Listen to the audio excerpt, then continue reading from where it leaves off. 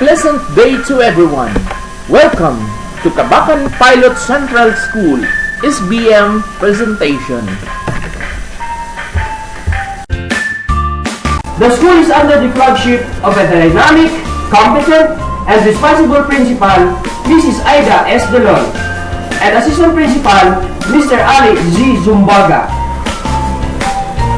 Our school tagline is, sa stakeholders na nagtutulungan, matagumpay na kinabukasan ng kabataan ay makakamtan. Let's take a look on the school history. The Kabacan Pilot Central School was established in 1938. After the World War II in 1945, the school was reopened with 6 teachers and 1 head named Mr. Elpidio Javier, and has its first graduation exercises in 1947. It became the mother district in 1948 of Kidapawan, Matalang, Lang and Carmen, headed by Mr. Seriaco Gapasin. In 1975, the name Kabacan Elementary School was renamed to Kabacan Pilot Central School. In 1982 to 1983, Kabacan became a separate district from other forementioned municipalities. In 1996 to 1997, Kabacan North, South, and West were divided, wherein Kabacan Pilot Central School belonged to South District that still remains up to the present.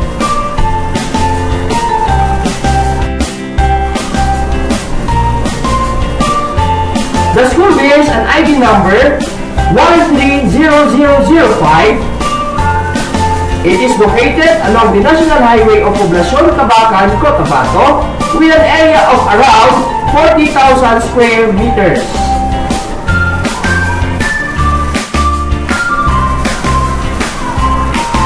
Facing north, this is how the school looks.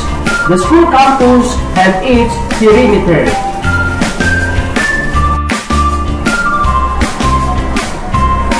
Captured just presently using a drone is the aerial coverage of the school. Please enjoy the moment watching the aerial view of our beloved school.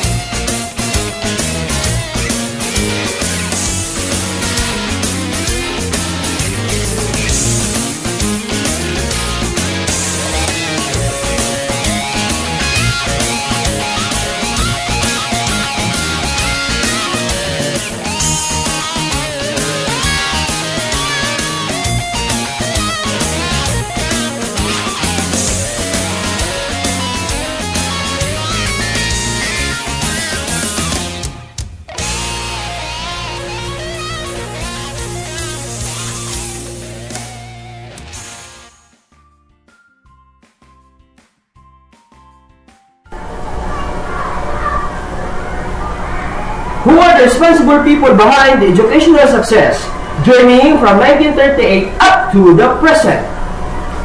Mr. Elpidio Javier in 1945, Mr. Seriaco Gapasin, Mrs. Valentina Azarcon, 1952 to 1967, Mr. Jaime Pataksil, 1967 to 1971, Mr. Ernesto Corpus in 1971 to 1975, Mr. Bonifacio Morao, 1971 to 1975, Miss Estelia P. Garagan, 1982 to 1983, Mr. Modesto Acosta, 1983 to 1986, Mrs. Angelina Garcia, 1986 to 1991, Miss Magdalena Padillo, 1991 to 1996, Mr. Warlito Martinez, 1996 to 1997, Mrs. Belen Oliva in 1997 to 2004, Mr. Samuel Argura in 2004 to 2005, Mrs. Adela Deynera in 2005 to 2010, Mrs. Ann M. Ruliga in 2010 to 2015, and now ruled from July 2015 up to the present by an energetic principal, Mrs. Aida S. Delon, with a tandem with Assistant Principal, Mr. Ali G. Zumbaga.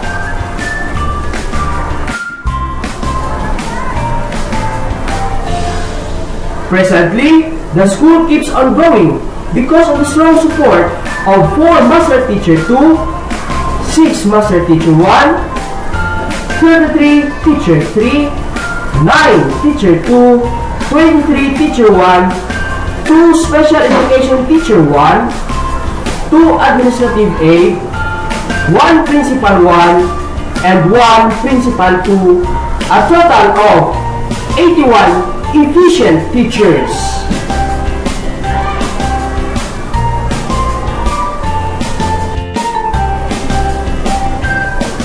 We believe in the saying, alone we can do so little, together we can do so much. With the unity of the local government unit, Barangay Local Government Unit, Kabacan Retired Teachers Association, Parents Teachers Association, and teachers, Kabacan Pilot Central School engraved a name instilling quality education to our constituents, the pupils.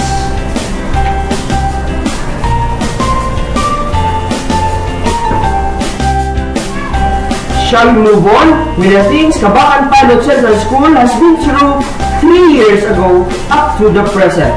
Ladies and gentlemen, may I present the key performance indicators.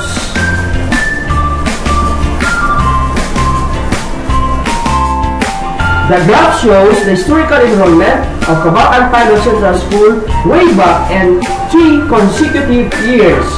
It reveals that there is a fluctuating trend of enrollment due to various factors such as transfer of residents and payment work-related reason. The table indicates the data of grade 1 with early childhood education for the past 3 years, which is fluctuating in nature. The next table shows the school's promotion rate in previous 3 years, from school year 2013 to 2014, 2014 to 2015, 2015 to 2016. It is a fluctuating scenario. The data shows that the school's performance in terms of its failure rate in school year 2012 to 2013 is 800%. School year 2013 to 2014 is 3200%, and school year 2014 to 2015 is 0%.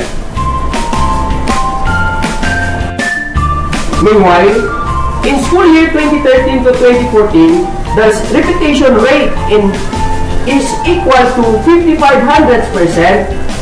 2014 to 2015 is 1500%, while in school year 2015 to 2016 indicates 800%.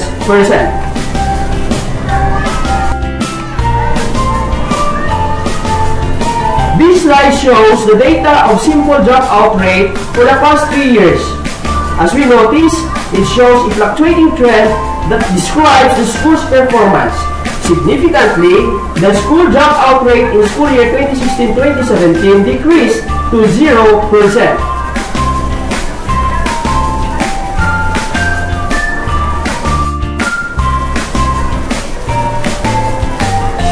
From July 2015 up to the present, the school was able to put up different projects from maintenance and other operating expenses. These are the principal's office, the holding area located at the covered court, the canopy at the left side facing the covered court, the stage ceiling, and recently, the covered walk connecting the office to the classrooms at north side of the school.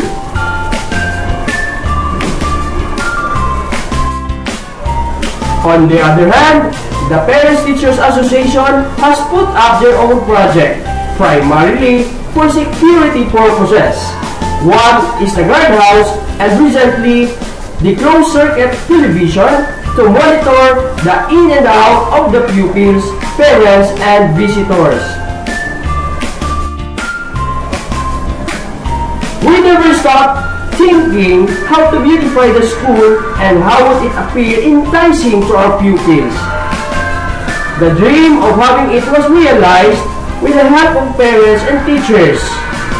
As what we can see, frontage of all classrooms are developed with this landscape.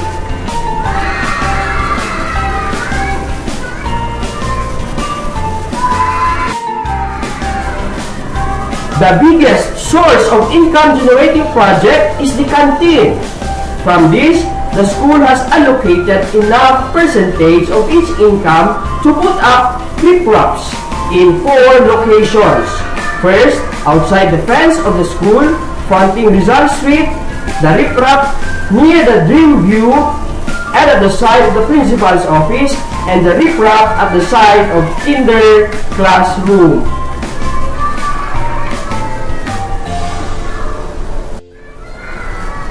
We want more. That's why we work more. And here are the results of our fundraising through popularity contests such as King and Queen of Science. We have improved the pharmacological garden, the science garden, and science laboratory.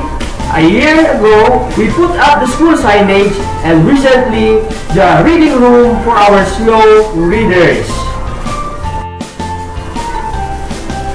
Indeed, the Kabacan Pilot Central School is really doing its best ever since before, even today, and moreover to the years to come, with unity and cooperation among the stakeholders. Lastly, it is our pleasure and honor to let you know more about the Kabacan Pilot Central School. We are so much blissful of your coming. Hope that the identity and uniqueness of our beloved KPCS will continue to inspire you, pupils, and its stakeholders. It is our prayer that the school's genuine service towards community will promote peace, love, and prosperity. Once again, we welcome you with a smile and joy in our hearts. Thank you for being a part of this endeavor. Mabuhay! God bless us all.